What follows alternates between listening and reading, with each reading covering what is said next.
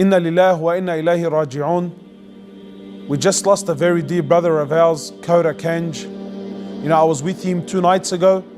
We had performed Umrah in Mecca, and then he left for Medina, spent the day in Medina, prayed the Dhuhr prayer in the Rawdah, directly behind the Imam, spent 2 hours in the Rawdah, in the worship of Allah subhanahu wa ta'ala, and then towards the end of the day, he was feeling some pain, some chest pains, and then when things got really bad, he laid down, surrounded by his family, just at the time of the Maghrib prayer, while the adhan was being called.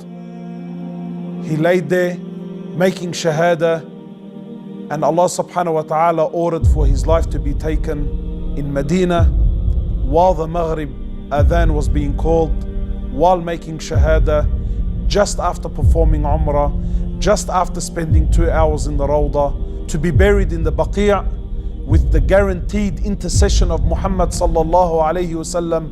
What an amazing death. A death that by Allah, I'm green with envy.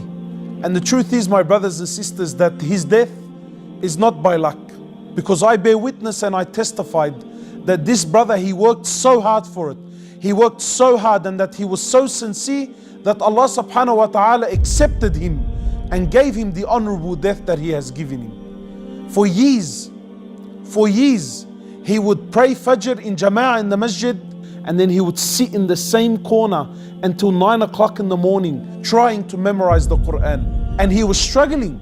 I remember when he would spend a whole week trying to memorize, a whole week, and he would barely get a line. And then from a line he would get a verse, and then from a verse he would half a page, until he reached the point where only less than a year ago he was so determined to memorize the Quran that he had left him and his family, went to South Africa, enrolled in a full-time hifz school where he can memorize the Quran, dedicating his time. And Allah subhanahu wa ta'ala accepted him. A few months ago, his mum had passed away. He came back. He was at the service of his mother while she was dying. He slept in the house, didn't leave. Him and all of his siblings and the whole family, they were at the service of their mother until the day that she died, until the day, her last breath. They were there at the service of their mother. You know, my brothers and sisters, if you want a great death, these great deaths, they don't come by chance. No, you have to work for it. You have to work for it, and you got to want it. And you got to be so sincere. And wallahi, if you're sincere and you're dedicated and you work, Allah subhanahu wa ta'ala will accept you and give to you like He gave this brother Khidr. Like He gave this brother. I ask you, my brothers and my sisters, how are we spending our days? How are we spending our nights? How will you die?